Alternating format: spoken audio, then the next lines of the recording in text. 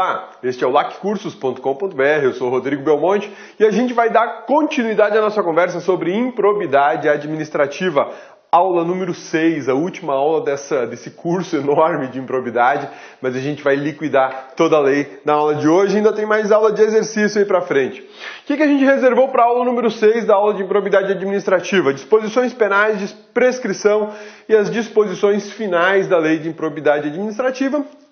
Tudo do ponto de vista constitucional, administrativo e processual. Além disso, hoje a gente também conversa sobre questões, posicionamentos do Superior Tribunal de Justiça em relação à lei de improbidade administrativa. Vamos lá? Disposições penais. Nos termos do artigo 19 da Lei 8429 de 92, constitui crime a representação por ato de improbidade administrativa contra agente público ou terceiro beneficiário, quando o autor da denúncia o sabe inocente. Então olha só o que importa aqui nessa história toda.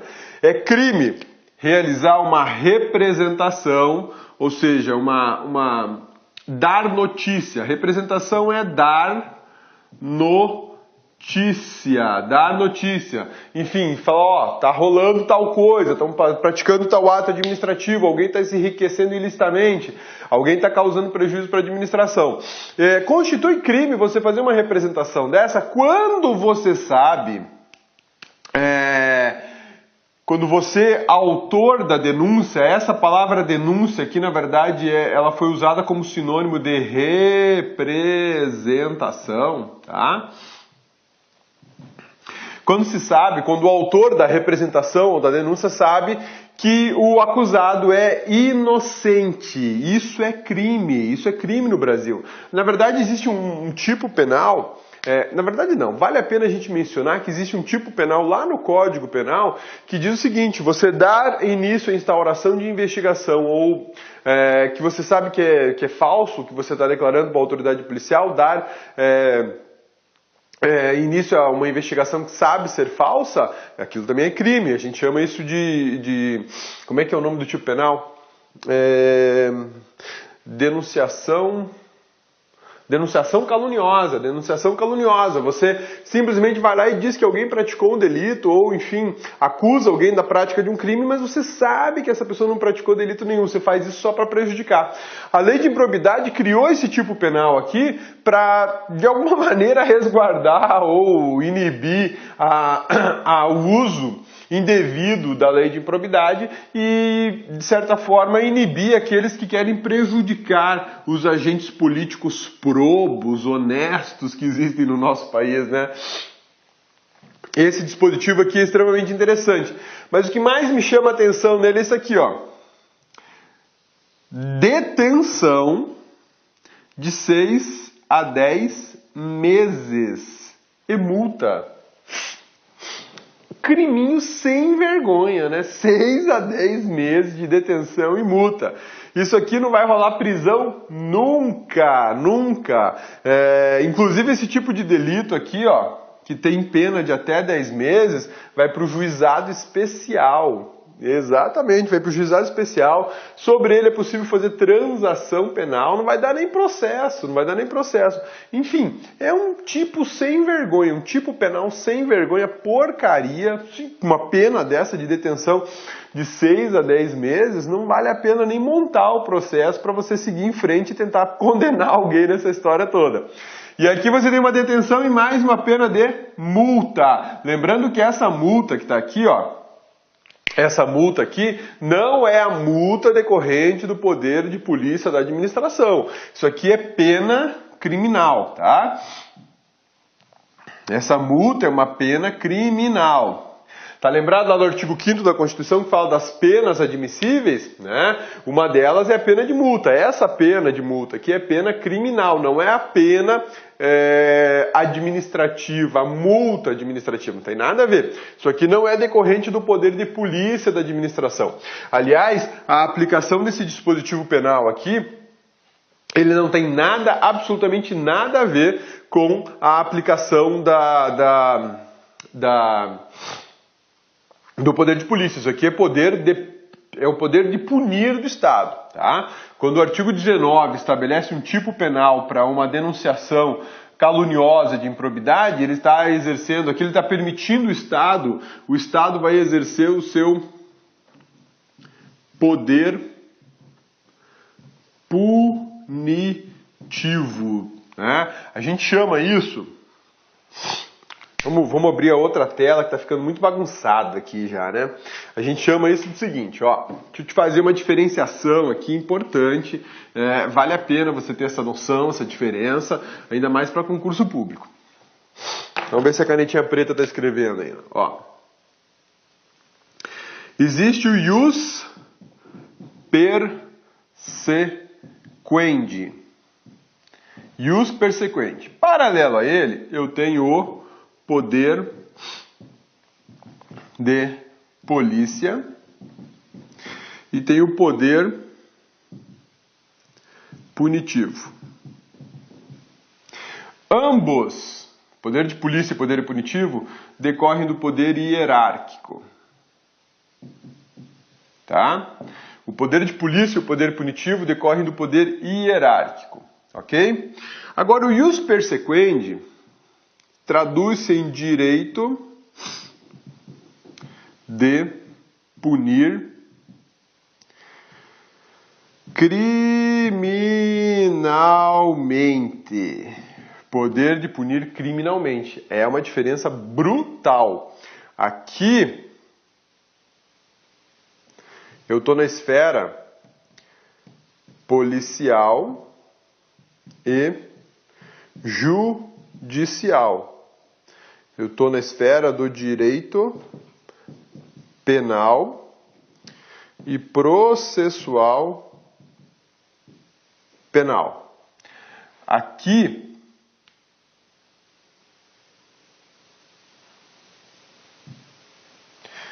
eu estou na esfera administrativa. Processo administrativo. É bem diferente. É bem diferente. Quando a lei de improbidade fala lá no seu artigo 19 de uma denunciação caluniosa, a gente está na esfera criminal. Não tem nada a ver com esse poder de polícia, com o poder punitivo, que está tudo vinculado ao poder hierárquico. Nada a ver. Então, todas as punições decorrentes do artigo 19 são punições de natureza penal, Inclusive aquela multa é uma multa penal. Tá bom? Belezinha? Sussa? Tranquilos?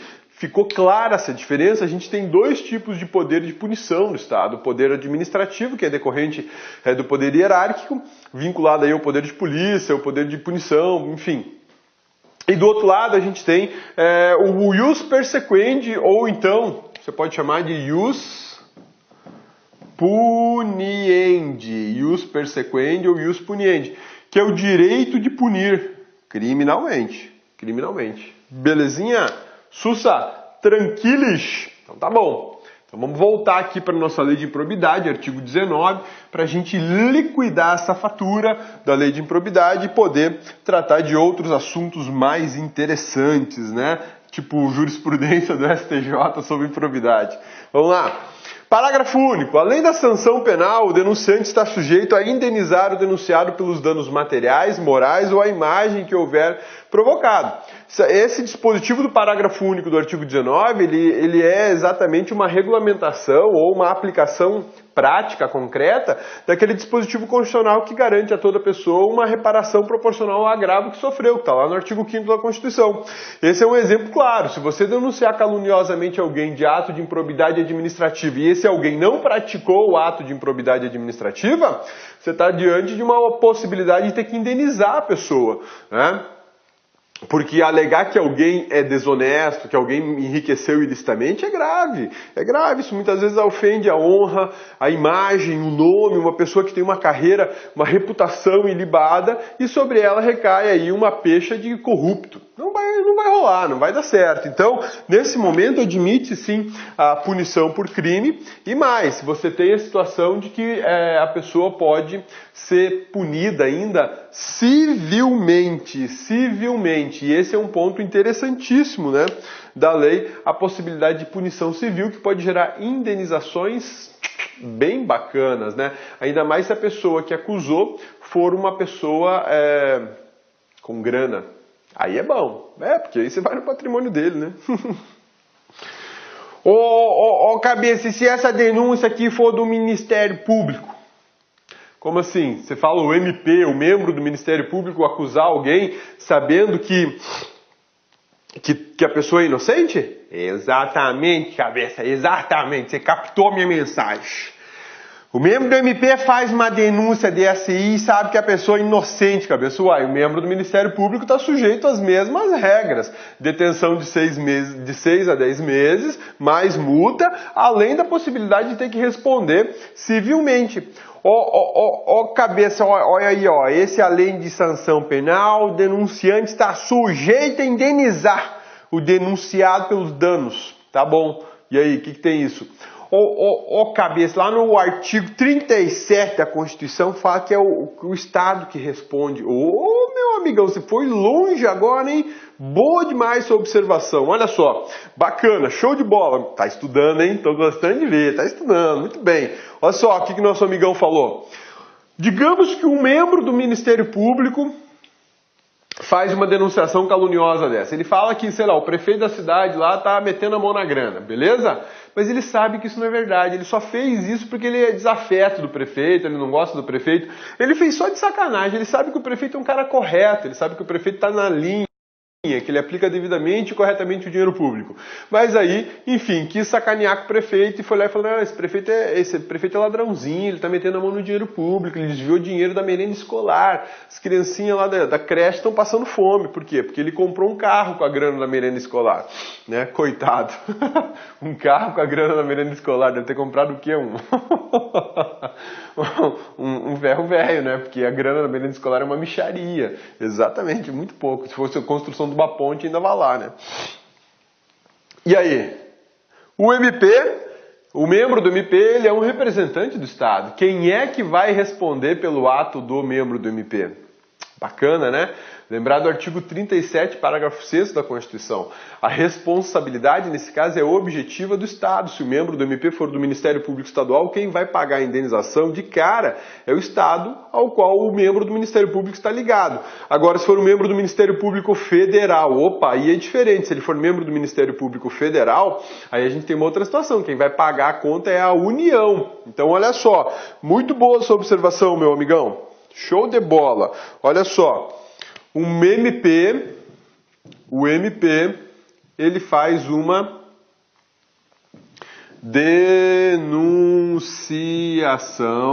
denunciação caluniosa, ok? Isso aqui é o delito do artigo 19 da Lei de Improbidade. Beleza? O membro do MP fez a denunciação caluniosa. Então ele está sujeito a detenção de 6 meses a 10 meses, está sujeito a multa penal, e ainda está sujeito à indenização, ok? Só que a indenização aqui não vai ser paga pelo membro do Ministério Público, vai ser paga pelo Estado membro, ou então o Distrito Federal, ou pela União. Isso aqui é o que a gente chama de responsabilidade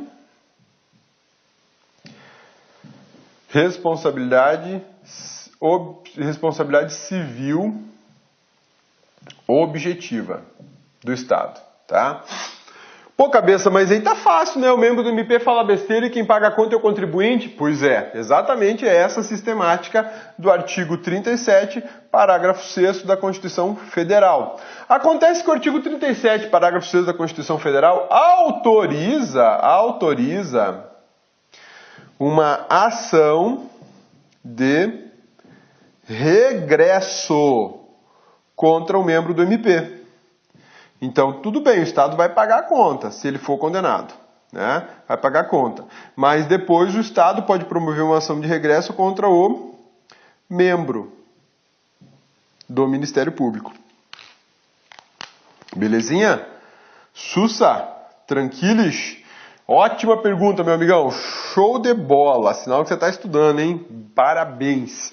Então, olha só. Membro do MP fez a denunciação caluniosa e enquadrou como um crime do artigo 19 da Lei de Improbidade. Então, ele está sujeito a uma detenção porcaria de 6 a 10 meses, uma multa penal e mais uma indenização civil. Só que essa indenização quem vai pagar é o Estado, se ele for membro do Ministério Público Estadual, o Distrito Federal, se ele for membro do MPDFT, ou se ele for um procurador da República ou um procurador do Trabalho, quem vai pagar a conta é a União. Responsabilidade civil objetiva do Estado, artigo 37, parágrafo 6º da Constituição Federal. Acontece que o Estado, se for condenado, ele pode chamar, ó, MP, eu paguei a indenização, mas agora é que você vai me pagar, né? E nessa ação de regresso aqui, o Estado vai ter que provar que o membro do Ministério Público agiu com dolo. Tem mais essa, né? Então fica bem complicado isso. Agora, existe uma outra situação muito bacana. Qual que é a outra situação muito bacana? É a seguinte... O ofendido, olha só, o ofendido, que foi a pessoa que o membro do Ministério Público xingou, falou que é ladrão e tal, o ofendido, ele pode optar pela responsabilidade civil subjetiva e ajuizar ação diretamente contra o membro do Ministério Público. Ele não ajuiza contra o Estado, ele pode ajuizar diretamente contra o membro do Ministério Público. Porque a responsabilidade objetiva não é a responsabilidade objetiva não obriga o ofendido a ajuizar ação exclusivamente contra o Estado. Eu não sou obrigado. Né? Pô, mas qual é a vantagem, cabeça? A vantagem é a seguinte, aqui contra o Estado eu não preciso provar dolo ou culpa, eu só vou provar o seguinte, ó, o membro do MP falou besteira de mim, e eu me senti ofendido e eu quero uma indenização. Acabou. O membro do MP estava no exercício da função, ele é representante do Estado, Então tá. Causou dano? Causou. Então, paciência, né? O Estado vai ter que indenizar. Pronto, provei ação e resultado. Acabou. Agora, aqui... o cidadão vai receber imprecatório, vai demorar pra caramba, vai ter que brigar com o Estado por anos na justiça. Contra o membro do MP, ele vai falar, ó, membro do MP, você que andou falando mal de mim? Foi, então vou te processar. Não, você tem que processar a União. Não, eu tenho a escolha de te processar ou processar a União. Não vou processar a União, porque quem fez a besteira foi você. E vou provar que você agiu com dolo, você agiu mal intencionado, você queria me prejudicar, sabendo que eu sou um prefeito correto. E eu vou no seu patrimônio. Olá, meus amigos, minhas amigas, quero convidar você que está se preparando para o concurso do Colégio Pedro II do Rio de Janeiro. Nós aqui do Lá Concurso preparamos um super curso para você, uma super preparação para você ficar competitivo. São mais de 220 horas, de aula, aborda todos os pontos do edital. Nós temos uma programação de atualização do site, principalmente das legislações específicas para você gabaritar. Sabe quanto custa tudo isso? Apenas 10 mensalidades de R$ 25. 10 mensalidades de R$ 25, você vai assistir o restante dessa videoaula e mais o nosso curso completo e ainda o nosso projeto pedagógico vencedor chamado de Personal Coach. No Personal Coach você vai ter uma meta todos os dias e papo reto, se você cumprir essa meta, se você seguir as nossas orientações, eu tenho certeza absoluta que lá no dia da prova, no dia 10 de setembro, você estará competindo por vagas, você estará altamente competitivo, tá certo, meus amigos? Olha só, você gostou dessa videoaula? Isso aqui é só uma pequena demonstração, tá? Pequena demonstração, colocamos apenas 50 aulas nossas, não foram aulas inteiras, foram aulas aí fracionadas no YouTube, são mais de 220 aulas que nós temos à sua disposição no site do LAC Concursos, tá certo? Se você quer o material de apoio dessa videoaula, então clica aqui embaixo, material de apoio, você pode baixar, pode fazer o seu download gratuitamente no site do LAC Concurso, tá certo? Meus amigos e minhas amigas, espero vocês. Venham estudar conosco, Colégio Pedro II, 10 de 25. Você não vai se arrepender. Você vai ficar fã de carteirinha do LAC Concurso. Forte abraço, fique com Deus. Espero vocês. Tchau. Clique lá.